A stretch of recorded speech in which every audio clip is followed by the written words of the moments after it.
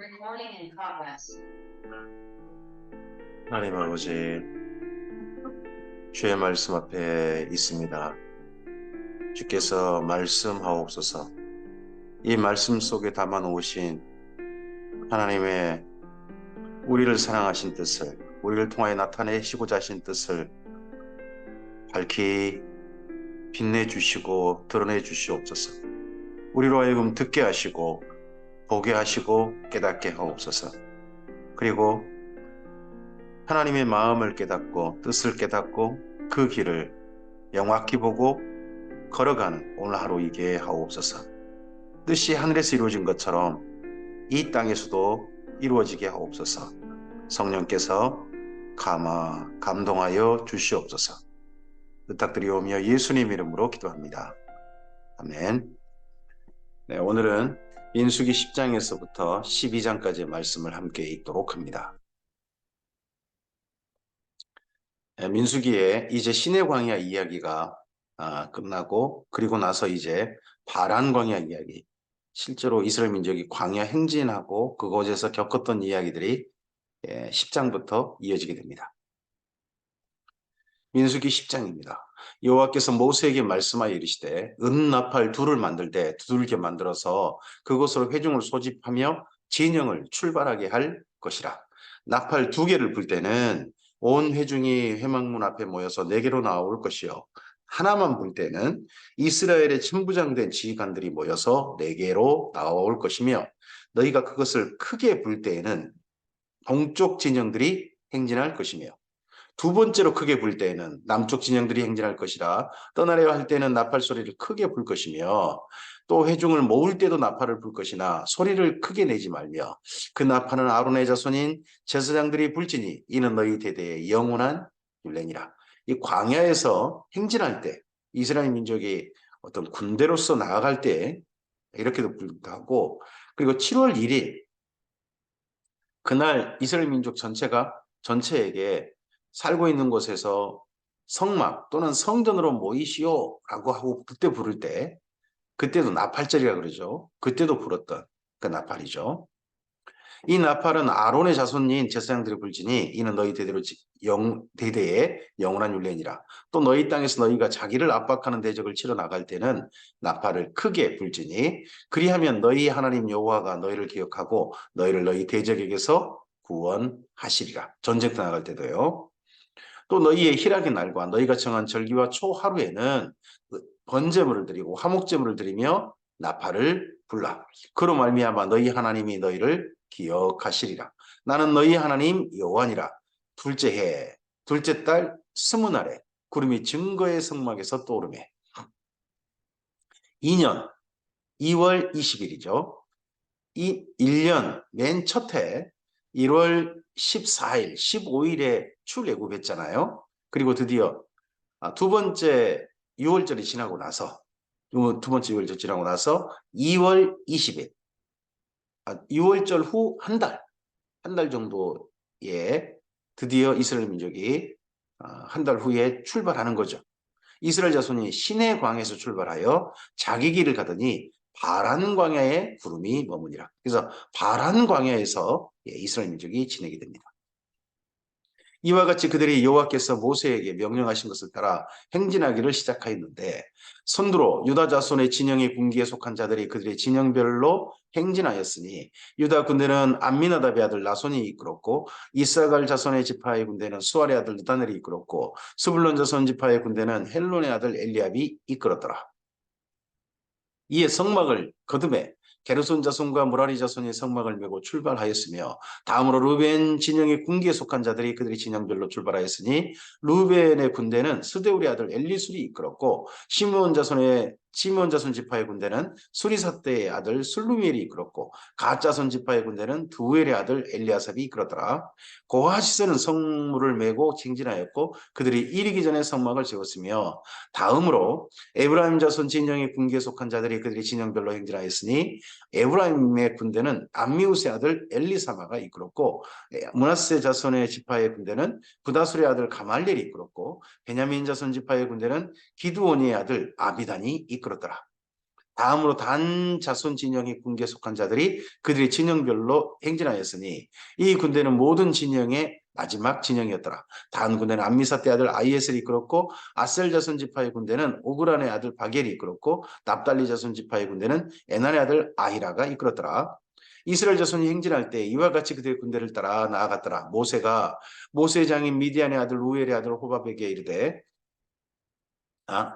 미디안 사람 루엘의 아들 호밥이 이르되 여호와께서 주마하신 곳으로 우리가 행진하나니 우리와 동행하자. 그리하면 선대하리라. 여호와께서 이스라엘에게 복을 내리리라 하셨느니라. 호밥이 그에게 이르되 나는 가지 아니하고 내 고향 내 친족에게로 가리라. 여기 호밥은 그러니까 모세하고 뭐라 그럴까요? 사돈인 거죠, 사돈. 사돈인데 장인어른의 아들로 돼 있죠. 아들인지 또는 후손인지는 뭐 잘 모르겠지만 어쨌든 아들 정도로 보통 보죠. 예, 이들을 겐족속 나중에 그렇게 부르기도 하죠. 이들더러 광야길을 잘하니까 그에게 인도해 달라. 앞길을 좀 물이 있는 곳으로 이스라엘 민족을 좀 이끌어 달라라고 부탁을 하는 거죠. 하지만 맨 처음에 거절했다는 겁니다.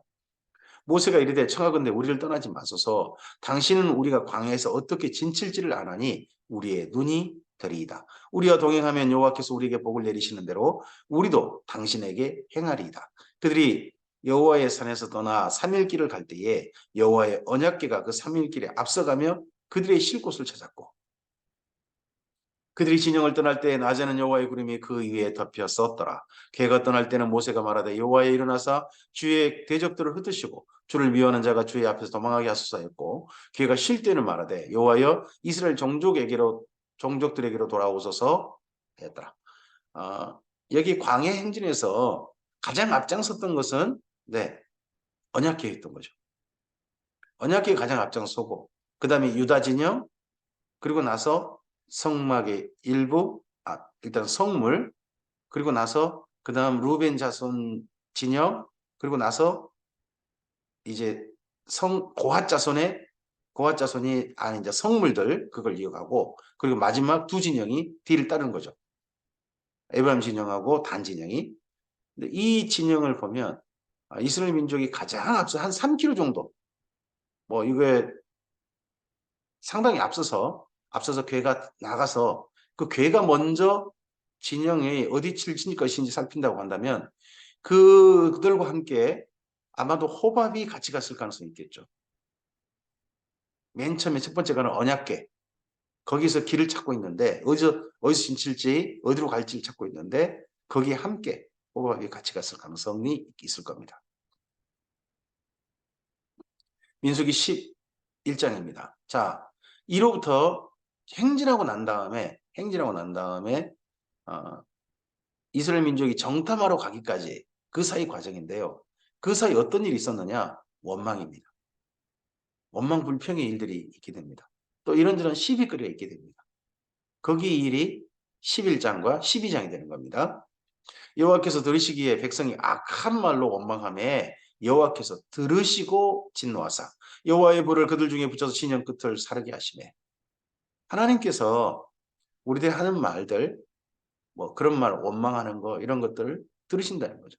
그래서 우리 입의 말이 하나님께서 들으신다는 생각을 가지고 되도록이면 악한 말이나 이런 말들은 안 하는 게 좋겠죠. 백성이 모세에게 부르짖음으로 모세가 여호와께 기도하니 불이 꺼졌더라. 그곳 이름을 다베라라 불렀으니 이는 여호와의 불이 그들 중에 붙은 까닭이었더라. 그들 중에 섞여 사는 다른 인종들이 탐욕을 품음에 이스라엘 자손도 다시 울며 이르되 누가 우리에게 고기를 주어 먹게 하랴. 우리가 애굽에 있을 때는 값없이 생선과 오이와 참외와 부추와 파와 마늘들을 먹은 것이 생각나거늘 이제는 우리의 기력이 다하여 이 만나 외에는 보이는 것이 아무것도 없도다 하니 만나는 가시와도 같고 모양은 진주와 같은 것이라. 이스라엘 민족이 왜냐하면 섞여 사는 잡족이라고 불리는 다른 인종들, 다른 사람들이 이스라엘 민족이 아닌 그런 민족이 먼저 탐욕을 품고 먹을 것에 대한 원망을 했다는 겁니다. 근데 그 원망에 이스라엘 민족도 함께 전염되는 거예요. 우리 하나님께 사는 사람들에게 영향 안 받을 수가 없죠. 근데 영향을 받는데 그 영향 받는 게 욕심을 따라 영향 받는 것이 이게 참 문제인 거죠. 우리가 이 땅 가운데 선한 일에 영향받으면 그거 하나님께서 누가 뭘 하시겠습니까? 근데 하나님을 믿는 사람들이, 하나님을 따르는 사람들이 이 땅에 마귀로부터 오는 욕심, 그런 욕심들에 감염돼 가지고 전염돼 가지고 그 욕심에 휘둘리고 흔들려 버리면 그 참 슬픈 일인 거죠. 안타까운 일인 거죠. 광야에서 내리는 그 만나마저도 사실은 하나님께서 거저 주신 선물이잖아요. 그거에 만족이 안 되는 거죠. 백성이 두루다니며 그것을 거두어 맷돌에 갈기도 하며 절구에 찢기도 하고 가마에 삶기도 하여 과자를 만들었으니 그 맛이 기름 섞은 과자 맛 같더라. 맨 처음에 꿀 같은 맛이라 그러더니 이제는 조금 좀 지나니까 벌써 한 1년 지나니까 기름 섞은 과자 맛이라 그러잖아요. 밤에 이슬이 진영이 내릴 때 만나도 함께 내렸더라. 만나의 뜻은 말씀드렸습니다. 만나다는 뜻이 아니에요. 만나는 이것이 무엇이냐 하는 뜻입니다. 백성이 온 종족들이 자기 장막문에서 우는 것을 모세가 들으니라. 이러므로 여호와의 진노가 심히 크고 모세도 기뻐하지 아니했다는 것. 타 민족들이 원망하고 탐욕을 품은 거 그거 가지고 하나님께서 화내시는 게 아닙니다. 이스라엘 민족마저도 거기에 감염돼 가지고 거기에 전염돼 가지고 거기에 영향받아 가지고 이러고 있는 걸 보고 하나님이 진노하셨습니다. 모세가 여호와께 여짜오되 어찌하여 주께서 종을 괴롭게 하시나이까? 어찌하여 내게 주의 목전에서 은혜를 입게 아니하시고 이 모든 백성을 내게 맡기사 내가 그 짐을 지게 하시나이까? 이 모든 백성을 내가 배웠나이까? 내가 그들을 낳았나이까? 어찌 주께서 내게 양육하는 아버지가 젖먹는 아이를 품듯 그들을 품에 품고 주께서 그들의 열조에게 맹세하신 땅으로 가라 하시나이까? 이 모든 백성에게 줄 고기를 내가 어디서 얻으리이까? 그들이 나를 향하여 울며 이르되 우리에게 고기를 주어 먹게 하라 하온즉 책임이 심히 중하여 나 혼자는 이 모든 백성을 감당할 수 없나이다. 이 모든 먹을 것을 이 만나 말고 다른 먹을 것 달라고 할 때 모세가 책임감을 느꼈다는 겁니다. 그래서 모세가 힘들어하는 겁니다. 진짜 차라리 죽고 싶다, 떠나고 싶다 하는 그런 마음이 들었다는 겁니다. 모세가 그저 힘든 게 아니죠. 책임감 때문에 그런 거죠. 그 모든 이스라엘 민족을 사랑하니까 그런 책임감이 느껴진 겁니다. 주께서 내게 이같이 행하실진대 구하옵나니 내게 은혜를 베푸사 즉시 나를 죽여 내가 고난당함을 내가 보지 않게 하옵소서. 아이고 나 도저히 이런 것까지는 제가 감당 못하겠습니다. 저들이 저렇게 음식이 만나밖에 없다는 것 때문에 저런 소리 하는 거 책임감이 느껴지고 제가 할 수 없는 일이라 너무 힘듭니다 하고 모세가 하나님께 기도 올렸습니다. 여호와께서 모세에게 이르시되 이스라엘 노인 중에 내가 알기로 백성의 장로와 지도자가 될 만한 자 70명을 모아 내게 데리고 와 장막에 이르러 거기서 너와 함께 서게 하라. 내가 강림하여 거기서 너와 말하고 내게 임한 영을 그들에게도 임하게 하리니 그들이 너와 함께 백성의 짐을 담당하고 너 혼자 담당하지 아니하리라. 그러면 민수기 11장 17절을 보시면 이걸 보시면 모세에게 하나님의 영이 임했다는 거 아닙니까? 이 당시에. 근데 다른 이들에게는 아직 그 영이 임하지 않았다. 근데 70명, 백성의 대표 70명에도 하나님의 영이 임하게 하시겠다. 임하게 하셔서 백성들을 돌보는 일을 백성들을 돌보는 그 책임을 함께하게 하겠다. 성령께서 그러면 우리에게 임하신 우리와 함께 계신 한 가지 이유가 보이죠. 사랑하는 사람들을 돌보라고 우리에게 성령께서 임해 계신 겁니다. 오늘 성령께서 우리를 인도하실 것입니다. 우리의 삶의 평안한 길로 인도하시는 것도 성령님이 하신 일이겠죠. 그런데 성령님께 정말 하시는 일 중에 하나가 뭐겠습니까? 우리를 통하여서 사랑하는 이들을 돌보는 겁니다. 돌보는 일들에 우리가 성령께서 인도하심임을 기억하고 우리를 통해 하신 일임을 기억하고 함께 동역하는 이 하루였으면 좋겠습니다. 또 백성이 이르기를 너희 몸을 거룩히 하여 내일 고기 먹기를 기다리라. 너희가 울며 이르기를 누가 우리에게 고기를 주어 먹게 하랴. 애굽에 있을 때가 우리에게 좋았다 하는 말이 여호와께 들렸으므로 여호와께서 너희에게 고기를 주어 먹게 하실 것이라. 하루나 이틀이나 닷새나 열흘이나 20날 밤 먹을 뿐 아니라 냄새도 싫어하기까지 한 달 동안 먹게 하시리니 이는 너희가 너희 중에 계시는 여호와를 멸시하고 그 앞에서 울며 이르기를 우리가 어찌하여 애굽에서 나왔던가 함이라 하라. 모세가 이르되 나와 함께 있는 이 백성의 보행자가 60만 명이온데 주의 말씀에 한 달 동안 고기를 주어 먹게 하겠다 하시오니 그들을 위하여 양떼나 소떼를 잡은들 조카오며 바다의 모든 고기를 모은들 조카오리까. 여호와께서 모세에게 이르시되 여호와의 손이 짧아졌느냐? 내가 이제 내 말이 내게 응하는 여부를 보리라. 모세가 나가서 여호와의 말씀을 백성에게 알리고 백성의 장로 70인을 모아 장막에 둘러 세우매. 이 장막이 어디입니까? 성막, 회막. 거기를 그냥 장막이라 그런 겁니다.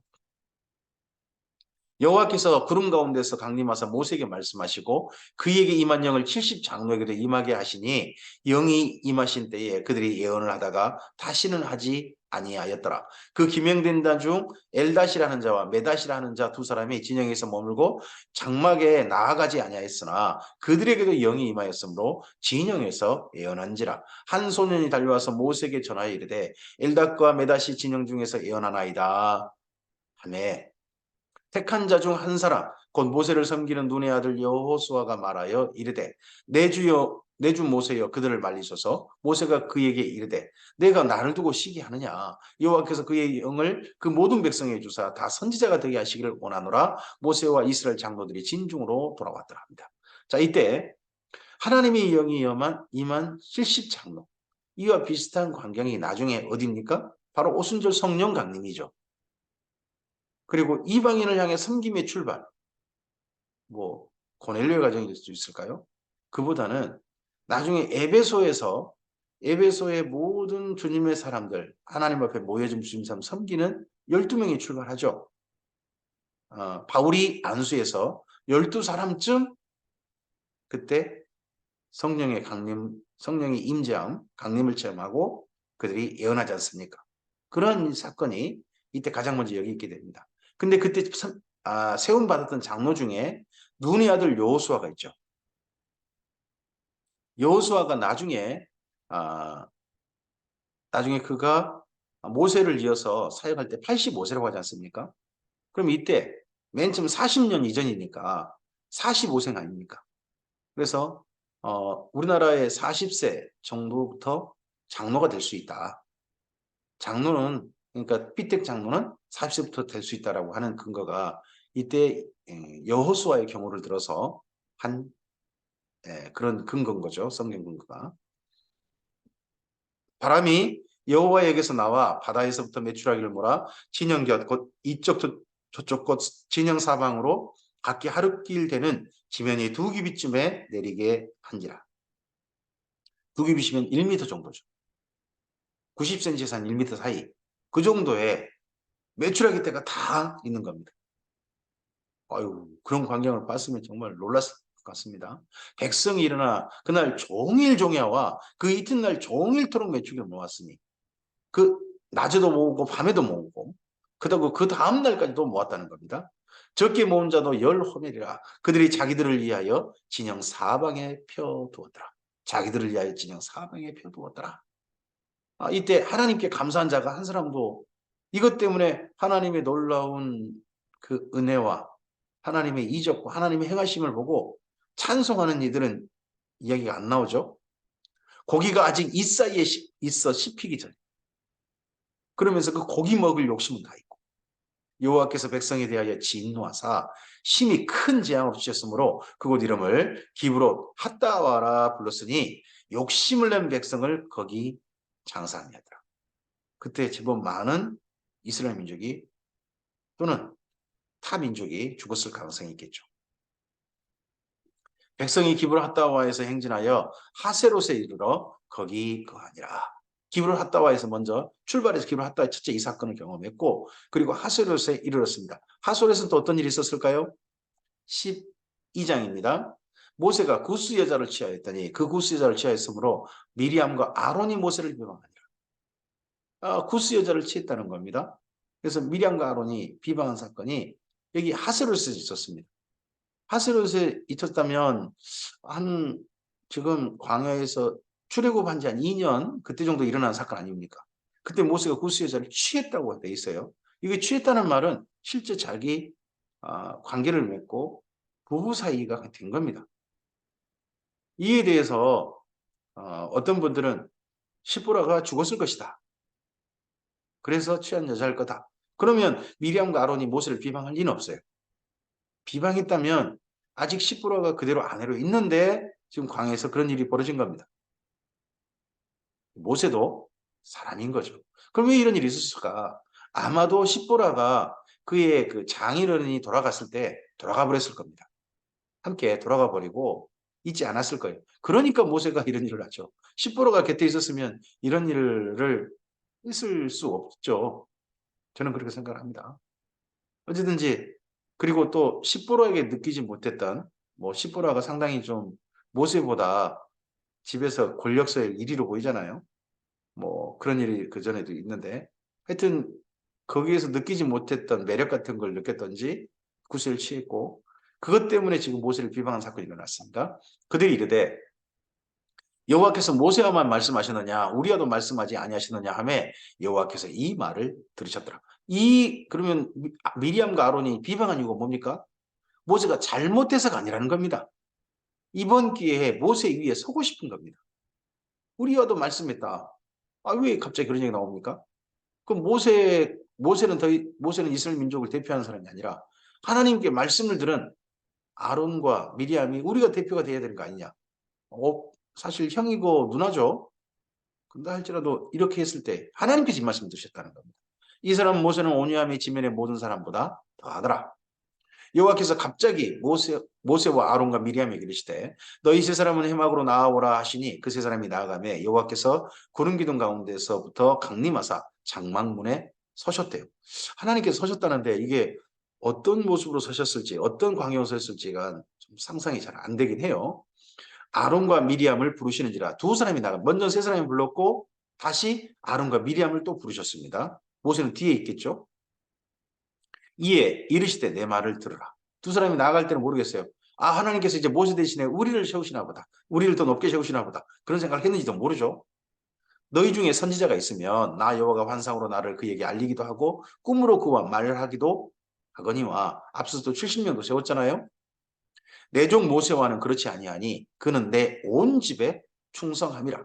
그와는 내가 대면하여 명백히 말하고 은밀한 말로 하지 아니하며 그는 또 여호와의 형상을 보거늘 너희가 어찌하여 내 종 모세 비방하기를 두려워하지 아니하느냐. 여호와께서 그들을 향하여 진노하시고 떠나시니 그들을 세운 줄 알았더니 하나님께 진노하셨어요. 미리암과 아론이 자기들의 욕심인 거잖아요. 자기들도 이번 기회에 높게 서고자 상대편 잘못을 기회 삼아서 높게 서고자 하는 상대편을 끌어내리고 자기가 잘해서가 아니라 상대편 잘못한 걸 기회 삼아서 끌어내리고 자기가 그 얘기 서고 싶어하는 이들의 욕심인 거죠. 여호와께서 그들을 향하여 진노하시고 떠나심에 구름이 장막에서 떠나갔고 미리암은 나병에 걸려 눈과 같더라. 아론이 미리암을 본 적 나병에 걸렸느니라. 이걸 가지고 조금 두 가지 여러 가지 생각을 할 수 있죠. 아론 왜 안 걸리냐는 거죠. 그럼 미리암이 사실 주도했을 가능성이 높아 보이기도 해요. 그랬을 가능성도 있기도 하고 어떤 분은 아론은 그래도 대제사장이니까 거기 성막에서 일을 해야 되니까 이런 거 아니냐. 근데 이거 나병 걸려서 한 7일만 있거든요. 눈과 같았다. 이게 사실 또 눈과 같은 나병은요. 정결한 나병이에요. 다닐 수 있어요. 단 성막에서는 이제 활동을 안 되는 그런 나병인 거죠. 아론이 이에 모세에게 이르되 슬프도다 내 주여 모세에게 내 주여 인정하죠.